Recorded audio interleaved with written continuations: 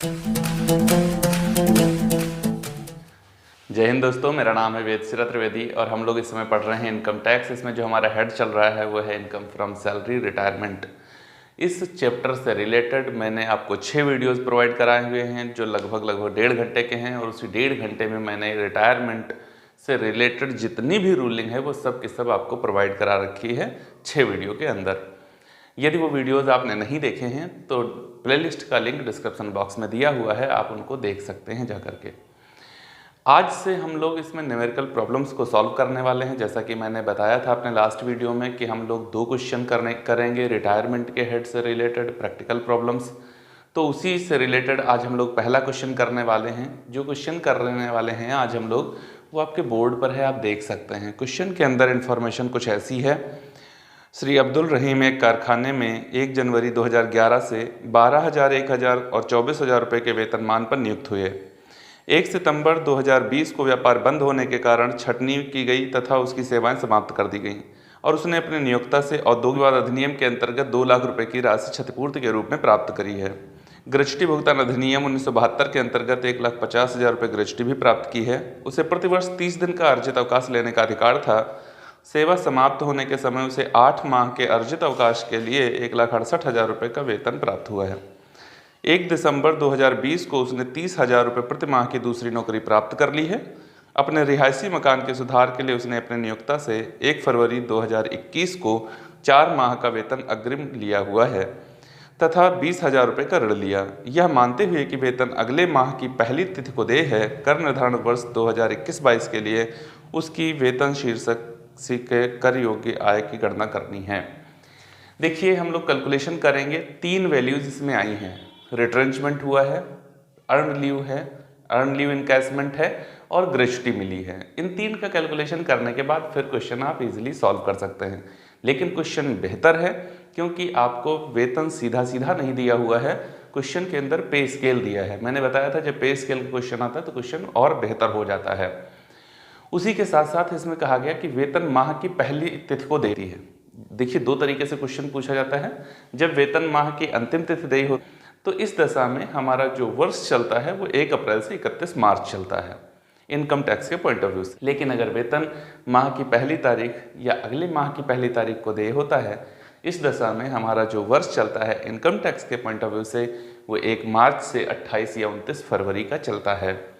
तो यहाँ चूंकि वेतन माह की पहली तारीख को देय होता है, इस दशा में हमारा जो वर्ष चलेगा वो 1 मार्च से 28 फरवरी चलेगा। लेकिन ध्यान रखिएगा, ये वेतन का आशय सिर्फ और सिर्फ वेतन से होता है। जो सेवाएं मिल रही होती हैं वो अप्रैल से मार्च ही चलती हैं। तो चलिए अब क्वेश्चन को देखते हैं कैसे सॉल्व किया जाएगा। सबसे पहले पे स्केल वाले क्वेश्चन में क्या करना चाहिए, हम लोग को पूरा पे स्केल ही कैलकुलेट कर लेना चाहिए। तो देखिए, इनका पे स्केल पहले कैलकुलेट करते हैं। पे स्केल क्या है इनका, 1 जनवरी 2011 से ये अपॉइंट हुए हैं, तो यहाँ ईयर हो गया और इधर सैलरी हो गई। ठीक है, ईयर 2011, 2011, 2012, 2013, 2014, 2015, 2016, 2017, 2018, 2019, 2020 और 2021 ऐसे चलेंगे हम लोग। पूरा पूरा ईयर है। 1 जनवरी को ये अपॉइंट कर लिए हो गए थे, तो पूरा 1 जनवरी से 31 दिसंबर 12 महीने होते हैं। देखिए, इसको हम लोग चेंज नहीं कर सकते, बिल्कुल नहीं कर सकते हैं। जैसा दिया हो उसी के अकॉर्डिंग अगले 12 महीने हमको चलना चाहिए। पे स्केल इनका है 12,000, 1,000, 24,000, 12,000, 1,000, 24,000। तो इनकी सैलरी यहाँ से स्टार्ट होगी 12,000, यहाँ आकर के हो जाएगी 13,000, यहाँ 14,000, फिर 15,000, फिर यहाँ पर 16,000, यहाँ पर 17, ऐसे चलती रहेगी 18, फिर यहाँ पर 19, यहाँ पर 20, यहाँ पर 21 और यहाँ पर 22। तो ये इनकी सैलरी बनेगी। ये यहाँ से स्टार्ट करेंगे 12,000 से, और 2021 में या 2020 में यहीं पर इनका कहीं रिटायरमेंट हो रहा होगा, क्योंकि जो मेरा प्रीवियस ईयर है, हमारा जो प्रीवियस ईयर चल रहा है वो है 2020-21, और जो असेसमेंट ईयर है वो है 2021-22, ठीक है ना। तो इन्हीं में से कहीं इसी 2 वर्ष में से इनमें कहीं पर इनका रिटायरमेंट हुआ होगा। चलिए अब देखते हैं, स्टार्ट करते हैं भैया हम लोग, और रिट्रेंचमेंट से स्टार्टिंग करते हैं। तो सबसे पहले हम लोग पढ़ेंगे रिट्रेंचमेंट की कैलकुलेशन कैसे करी जाएगी। रिट्रेंचमेंट, ठीक है ना, छटनी जब हो गई इनकी तो कैसे उसकी कैलकुलेशन होगी। देखिए रिट्रेंचमेंट का रूल क्या होता है, मैं आपको इसकी रूलिंग का वीडियो दे चुका हूं, अगर आपने नहीं देखा है तो उसको देख लीजिएगा जाके, तो रूलिंग आपको बेहतर तरीके से समझ में आ जाएगी। जब रिट्रेंचमेंट की बात करी जाती है तो इसकी मीनिंग ऑफ सैलरी सबसे पहले चलते हैं। इसकी मीनिंग ऑफ सैलरी में सब कुछ ऐड होता है, केवल 3 वैल्यूज़ नहीं ऐड होती हैं। वो 3 वैल्यूज़ क्या क्या हैं? ग्रेच्युटी नहीं ऐड होती है, बोनस नहीं ऐड होता है, और कंट्रीब्यूशन टू प्रोविडेंट फंड नहीं ऐड होता है। बाकी जितना जो कुछ मिलता है सब ऐड होता है। जब हम इनको देख रहे हैं तो इनको और कुछ मिला ही नहीं है, केवल सैलरी मिल रही थी, तो बस सैलरी हो जाएगी। तो इनकी मीनिंग ऑफ सैलरी में सिर्फ और सिर्फ बेसिक सैलरी आएगी।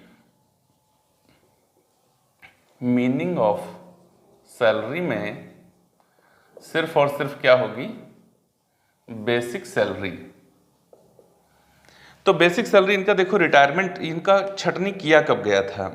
तो इनका 1 सितंबर 2020 को व्यापार बंद होने के कारण इनकी छटनी कर दी गई थी। अब 1 सितंबर 2020 देखो यहाँ पर आएगा ना, यहाँ पर इस वर्ष इनकी छटनी करी गई थी, सितंबर था, ठीक है।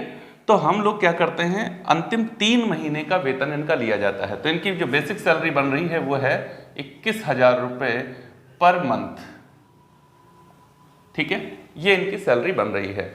अब यहाँ जो नियम क्या होता है भैया रिट्रेंचमेंट के लिए, least of the following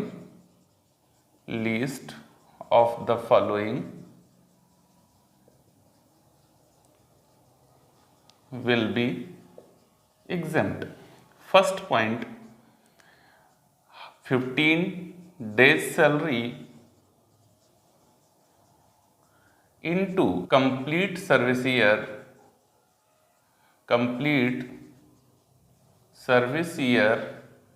and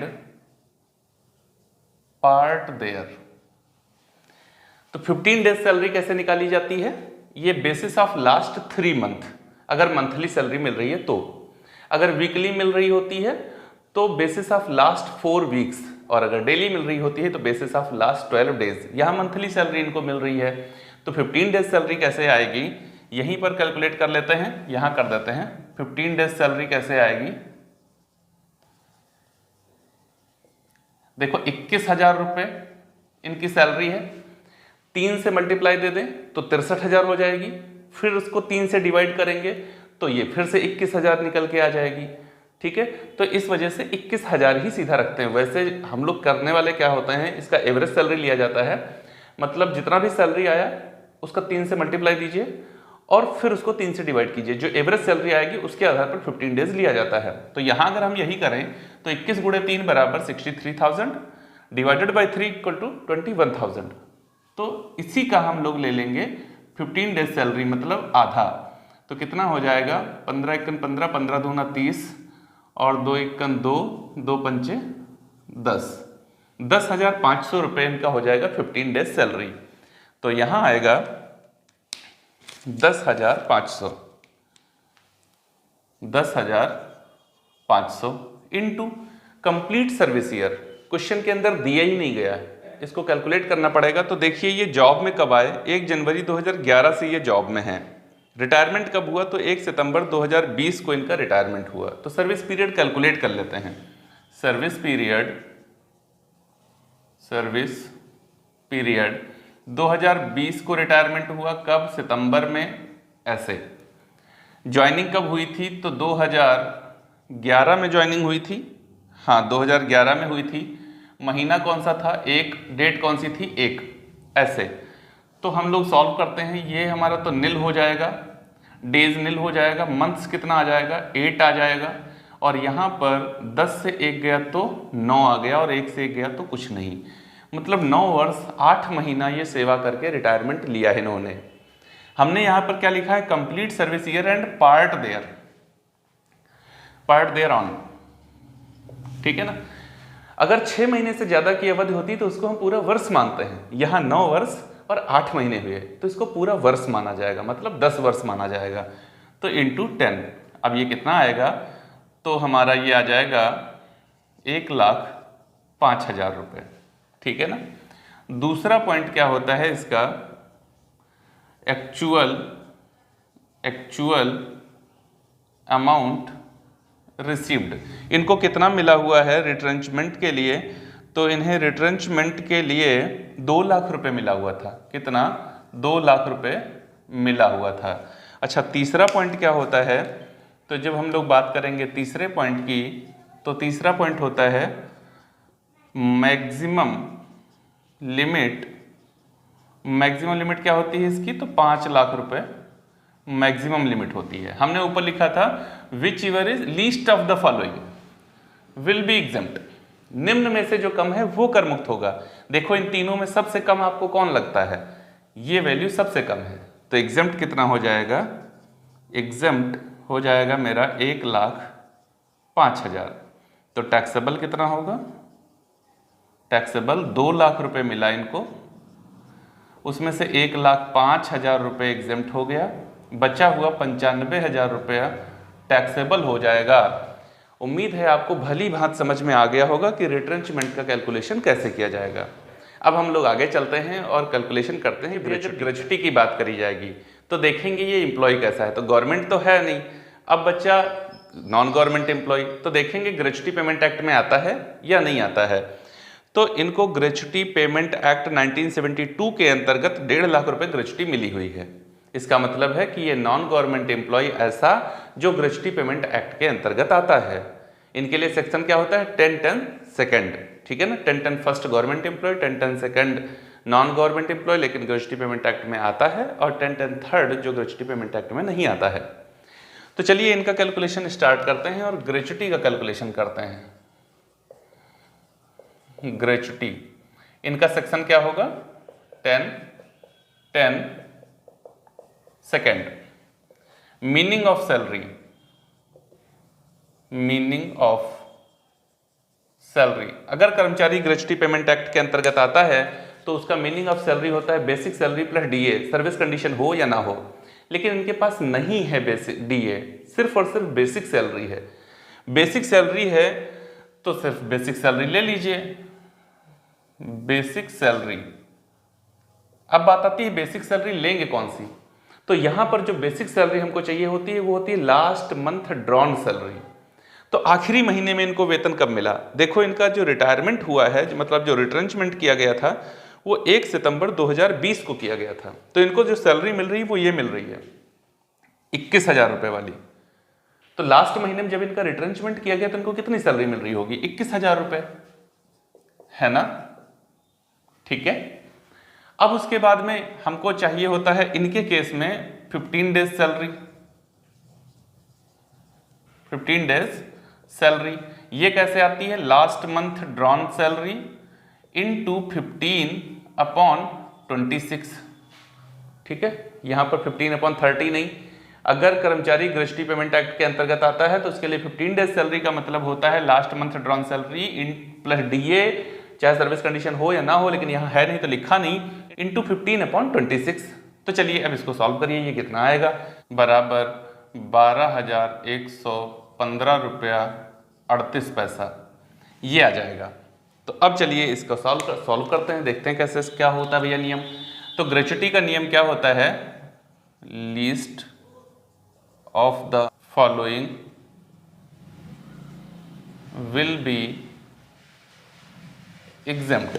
first point 15 days salary into complete service year and part thereon, पूर्ण वर्ष और उसके अंश के लिए जितना भी बनेगा उसका 15 डेज सैलरी। तो देखिए 15 डेज सैलरी हमने कैलकुलेट कर ली है 12,115 रुपये 38 पैसा, और हमारा जो कंप्लीट सर्विस ईयर आया था वो 9 वर्ष है, और जो पार्ट आया था वो 8 महीने है, मतलब 10 वर्ष। तो इंटू 10 ये कितना हो जाएगा 1,21,153 रुपये 80 पैसे। तो इसको हम लोग 1,21,154 रुपये कर लेते हैं, 1,21,154 रुपये राउंड ऑफ करके कर लेते हैं, ठीक है ना। तो ये कितना आ गया हमारा 1,21,154 रुपये आ गया। अच्छा, दूसरा पॉइंट क्या होता है, दूसरा पॉइंट एक्चुअल अमाउंट रिसीव्ड, इनको कितना मिला है 1,50,000 रुपये मिले हैं। और तीसरा पॉइंट क्या होता है, तो तीसरा पॉइंट इसके लिए होता है मैक्सिमम लिमिट होती है इसकी 20 लाख रुपए। तीसरा पॉइंट मैक्सिमम लिमिट 20 लाख रुपए।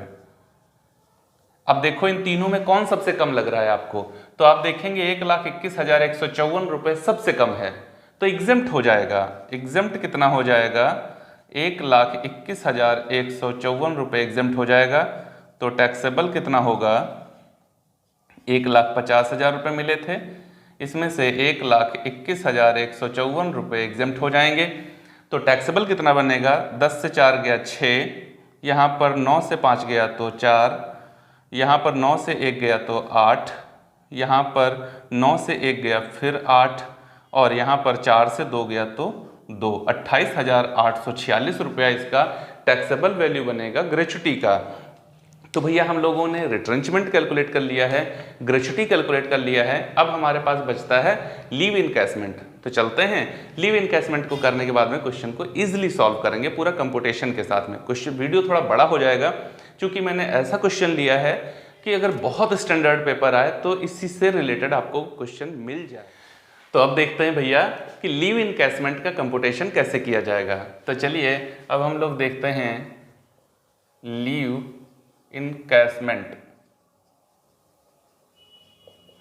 इसका सेक्शन क्या है, under section 10(10)AA। Leave encashment के लिए सबसे पहले meaning of salary, meaning of salary, meaning of salary क्या होती है इसकी, basic salary plus DA under service condition plus fixed commission, ठीक है ना। अब हमारे पास क्वेश्चन में सिर्फ और सिर्फ क्या है, हमको क्वेश्चन के अंदर सिर्फ सैलरी दिया गया है, DA है ही नहीं, फिक्स्ड कमीशन है नहीं।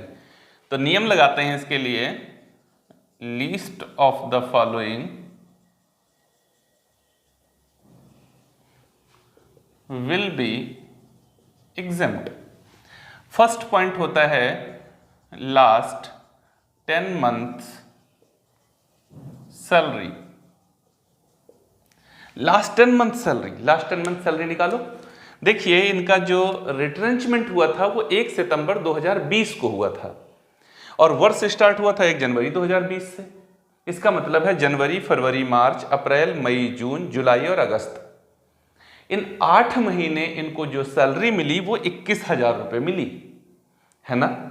और हमको चाहिए लास्ट 10 मंथ सैलरी, है ना। तो 8 मंथ हमारे यहाँ हो रहे हैं और 2 मंथ, तो 2 मंथ के लिए हम लोग 2019 में चले जाएंगे। तो यहाँ पर इंटू 8 और यहाँ पर इंटू 2, तो ये 40,000 हो जाएगा। और यहाँ पर 8 के हिसाब से 8 × 8 और 8 दूनी 16, 1,68,000। तो टोटल इनकी सैलरी बनेगी 2,08,000। कितने महीने की, लास्ट 10 मंथ की जो सैलरी बनेगी वो बनेगी 2,08,000। या ले लीजिए 2,08,000। दूसरा पॉइंट क्या होता है, दूसरा पॉइंट होता है average salary, average salary into earned leave. इनको 8 महीने की अर्नड लीव थी, क्वेश्चन में क्या कहा गया 8 मंथ्स की इनकी अर्नड लीव है, उसका इनकैशमेंट कराया और 1,68,000 रुपये इनको मिले हुए हैं। तो एवरेज सैलरी कैसे होती है? तो basis of last 10 month salary होती है। तो आखिरी 10 महीने का वेतन है 2,08,000, इसका अगर एवरेज निकालें तो 20,800 रुपये इनकी एवरेज सैलरी बनेगी। तो 20,800 गुणे 8, ये कितना आएगा? तो 8 0 0 8 0 0 8 28 64 के 4 और 8 0 0 वहाँ से 6 आ गया, 8 8 दूनी 16। इनको कितना मिलना चाहिए? 1,66,400 रुपये इनका मिल जाना चाहिए था। अगर मिलता तो ठीक था। ठीक है, तो ये हमारा दूसरा पॉइंट हो गया। अब तीसरा पॉइंट क्या होता है? एक्चुअल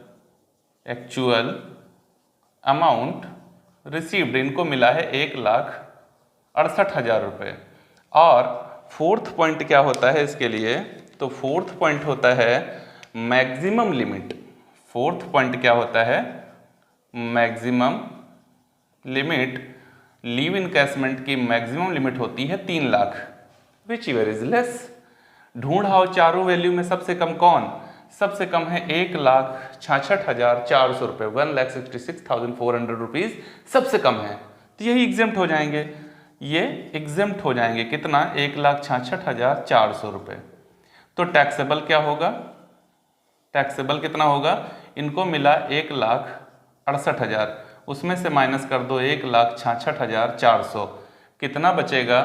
तो हमारा यहाँ पर बचेगा 6 और 8 से 7 से 6 गया तो 1।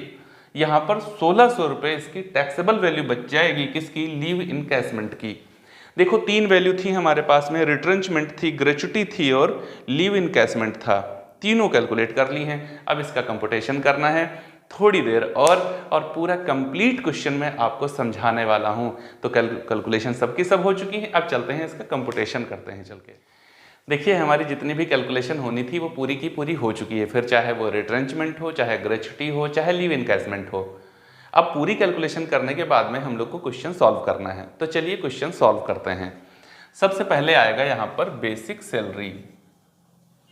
बेसिक सैलरी देखिए, यहाँ पर वेतन माह की पहली तारीख को दे होता है। इस वजह से हमारा जो वर्ष चलेगा वो 1 मार्च से 28 फरवरी चलेगा। अब 1 मार्च से स्टार्ट हुआ तो हमारा 20 और 21 जो है वो है प्रीवियस ईयर, और 2020 में ही इनका रिट्रेंचमेंट हो गया था। कब? 1 सितंबर को हो गया था। तो इसका मतलब है 1 मार्च से 31 अगस्त तक ये सेवा में था। तो कितनी सैलरी मिलनी चाहिए इसको? मार्च, अप्रैल, मई, जून, जुलाई, अगस्त, 6 महीने की। और उस दौरान इसका जो वेतन था वो 21,000 रुपये महीने का था 2020 में। अभी आपको पीछे समझाया है, 2020 में इसका वेतन कितना था? 1 महीने का 21,000 रुपये था। तो इस हिसाब से 6 महीने का वेतन कितना होना चाहिए? 1,26,000 रुपये। ये इनका वेतन हो गया। ये रिटायरमेंट यहाँ हो गया पूरा कंप्लीट। लिख देते हैं नीचे, ये 1 मार्च 2020 से 31 अगस्त 2020 ये इनका वेतन है। उसके बाद में इसने 1 दिसंबर से फिर से ज्वाइन कर लिया, दूसरी जगह नौकरी करने लगा। तो वहां पर इसकी बेसिक सैलरी क्या हुई? बेसिक सैलरी, ठीक है, ये कब से? तो 1 दिसंबर 2020 से 28 फरवरी 2021। वहां जब ये गया है काम करने के लिए तो 30,000 रुपये मासिक काम करने के लिए गया हुआ है। तो देखो कितने मंथ हुए? 1 दिसंबर से 28 फरवरी, दिसंबर, जनवरी, फरवरी, 3 महीने हुए। 30,000 रुपये प्रति माह के हिसाब से ये कितना हो गया? 90,000 रुपये हो गया। ये इनको सैलरी मिल गई। फिर इसने अपने एम्प्लॉयर से एडवांस सैलरी ले लिया 4 महीने का। ये बहुत अच्छा पॉइंट है। क्वेश्चन में कहा गया 1 फरवरी 2020 को, 1 फरवरी 2000, क्वेश्चन में कहा गया 1 फरवरी 2021 को उसने अपने एम्प्लॉयर से 4 महीने का एडवांस सैलरी ले लिया। अब सामान्य तौर पर क्या करेंगे? 30,000 गुणे 4 कर देंगे, क्वेश्चन गलत हो जाएगा। 1 फरवरी को ले लिया ना 4 महीने का एडवांस, तो 1 फरवरी तो यही इसी वर्ष में आ जाएगा। एडवांस कितना हुआ? 3 महीने का एडवांस हुआ। यहां ध्यान रखिएगा, 4 महीने का उसने 1 फरवरी को एडवांस लिया, लेकिन फरवरी तो इसी वर्ष में आ गया। एडवांस कितना हुआ? उसके लिए तो काम कर दिया उसने, 3 महीने का एडवांस हुआ। तो एडवांस सैलरी कितनी आएगी इसके पास में, एडवांस सैलरी ये 3 महीने की आएगी, मार्च, अप्रैल और मई की। फरवरी तो एडजस्ट हो गई। यहां पर भी 30,000 रुपए के हिसाब से इसने 3 महीने का एडवांस सैलरी ले लिया, तो ये हो गया 90,000 रुपए इसके भी इसको मिल गए। इसने लोन लिया अपने एम्प्लॉयर से, लोन, ठीक है ना। ये अप टू 20,000 का अगर लोन लिया जाता है तो इसका इंटरेस्ट एग्जेम्प्ट होता है, इस पर इंटरेस्ट नहीं देना होता है। तो बात ही खत्म हो गई। अब देखो इसको जितना मिलना था वो मिल गया। अब जो हम लोगों ने कैलकुलेशन करी थी उनकी वैल्यू पुट कर दो, आंसर हमारा आ जाना चाहिए। तो देखो रिट्रेंचमेंट की बात करते हैं। रिट्रेंचमेंट की मेरी टैक्सेबल वैल्यू कितनी आई थी, 95,000 रुपीज की टैक्सेबल वैल्यू आई थी। उसके बाद में बात करते हैं ग्रेच्युटी की। ग्रेच्युटी इसकी एग्जेम्प्ट वैल्यू, इसकी टैक्सेबल वैल्यू कितनी आई थी, 28,846 रुपया, ये इसकी टैक्सेबल वैल्यू आई थी। उसके बाद बात करते हैं लीव इनकैशमेंट की। लीव इनकैशमेंट, इसकी जो टैक्सेबल वैल्यू आई थी वो आई थी 1,600 रुपये। अब एक बार क्वेश्चन में चल करके पूरा चेक कर लेते हैं, कुछ रह तो नहीं गया है लिखने के लिए, ताकि फिर हम लोग इसका टोटल करें। रिट्रेंचमेंट हो गया, ग्रेच्युटी हो गया है, मेरा लीव इनकैशमेंट हो गया है, बेसिक सैलरी हो गई है, एडवांस सैलरी हो गई है, लोन लिया वो छूट गया, दूसरी जगह ज्वाइन किया था उसका भी सैलरी हो गया। अब चलिए इसका टोटल करते हैं। तो इसका टोटल करिए भैया, कितना आएगा। तो देखो 6 ये हो गया, ये 4 हो गया, फिर उसके बाद में चले आइए यहाँ पर, तो 8 और 6 ये 14 हो गया। हासिल हमारे पास 1 आ गया है, 6 1 7, 7 5 12, 12 8 20, 20 और 1 21, हासिल आ गया 2 2 2 और 2 2 4, 4 9 4 13, 13 और 9, 13 और 9 हो गया 22, 22 और 9 31, 31 और 2 हो गया हमारा 33, हासिल आ गया है 3, 3 और 1 4, ये हो गया 4,31,446 रुपया। इसको हम लोग कहते हैं ग्रॉस इनकम फ्रॉम सैलरी। ये सैलरी की ग्रॉस इनकम है। यहां से माइनस कर दीजिए standard deduction under section 16 first A up to ₹50,000 और actual salary whichever is less. यहाँ पर सैलरी ज़्यादा है, इस वजह से 50,000 की छूट मिलेगी। तो 1 ऐसे ही हो गया, 4 4 6 ऐसे ही हो गया, 13 से 5 गया तो 8 और यहाँ पर 3,81,446 रुपया। ये हो गई टैक्सेबल इनकम फ्रॉम सैलरी। और इस तरीके से ये हमारा क्वेश्चन सॉल्व हो गया। ये क्वेश्चन बहुत इंपॉर्टेंट है। अगर क्वेश्चन आपका स्टैंडर्ड आता है तो इसी टाइप से क्वेश्चन पूछा जाता है। देखिए सबकी सब वैल्यू हो तो गई, और कितना बाहर से क्वेश्चन आप ले आएंगे। क्वेश्चन इसी वैल्यूज को जोड़ते हुए ही तो बनता है। तो उन सभी वैल्यूज को जोड़ते हुए मैंने ये क्वेश्चन आपका सॉल्व कर लिया है, और उम्मीद है ये बहुत ही बेहतरीन तरीके से, बड़ी ही सरलतापूर्वक आपने इसको पूरा समझ लिया होगा। अगर ये वीडियो आपने पूरा देख लिया है तो मुझे उम्मीद है कि फिर आप ऐसी कंडीशंस को कभी नहीं भूलेंगे और क्वेश्चन को पेपर में इजीली सॉल्व कर लेंगे। यदि ये वीडियो आपको अच्छा लगा है तो इसे लाइक करें, अपने दोस्तों के साथ में साझा करें, और अगर हमारा चैनल सब्सक्राइब नहीं किया है तो कर लीजिए। साथ ही साथ बेल आइकन को जरूर प्रेस कर लीजिए ताकि आने वाले वीडियोज़ का नोटिफिकेशन आपको आसानी के साथ में मिल जाए।